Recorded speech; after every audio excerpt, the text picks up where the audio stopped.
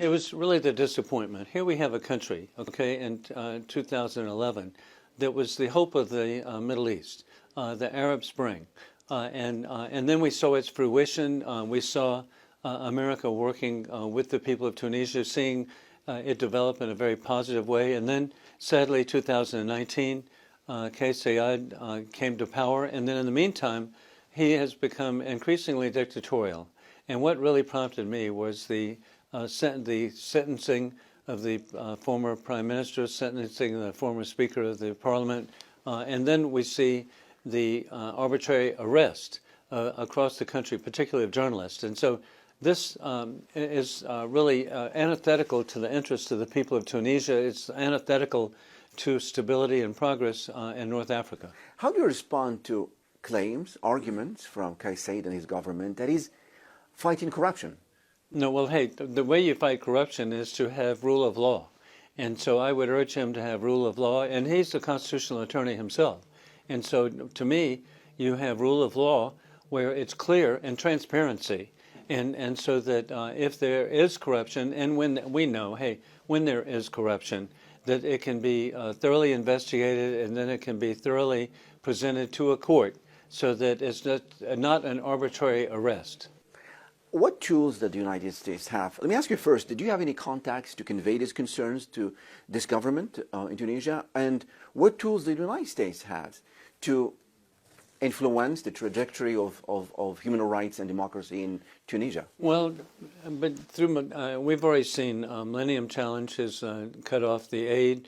The United States Agency of International Development is now being thoroughly examined by the Trump administration, and there's corruption there in America that has to be uncovered. But in the last year, $167 million was provided by American taxpayers to benefit the people of Tunisia, whether it be military or social programs. And so I would foresee that unless there's a fair and free elections, and the last elections were not fair, we already know 30% of the people participated.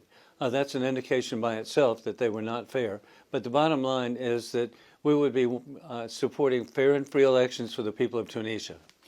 Financial pressures or sanctions historically don't work in these kind of situations. And I would ask, how concerned are you that what could be perceived as a foreign interference from the United States would probably boost Said's popularity in Tunisia?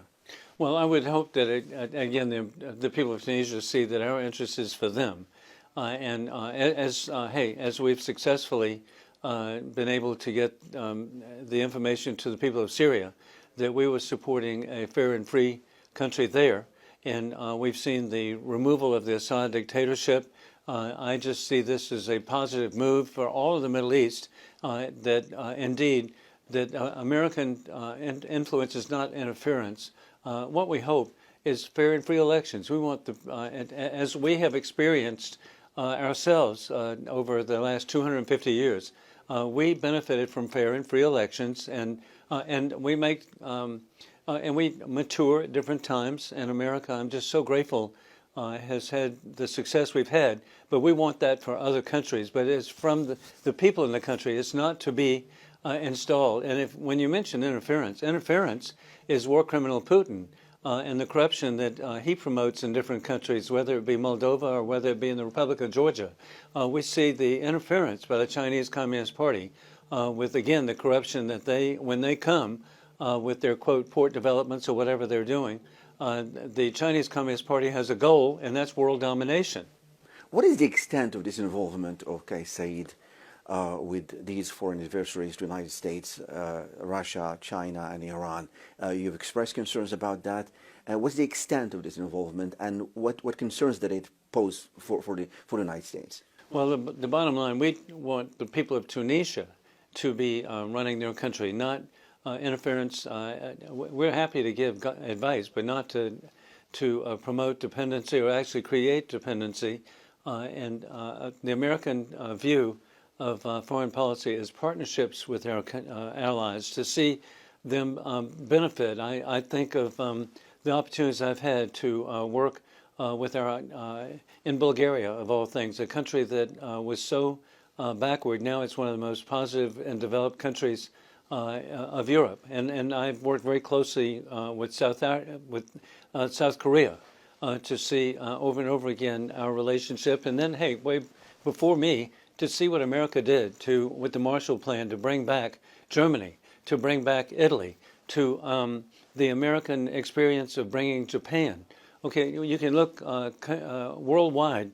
We've worked to help countries that were enemies of America become partners, not subservient, not dependent.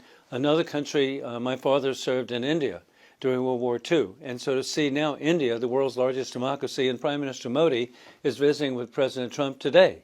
And again, to show how open America is, the Second Lady of the United States is an Indian American.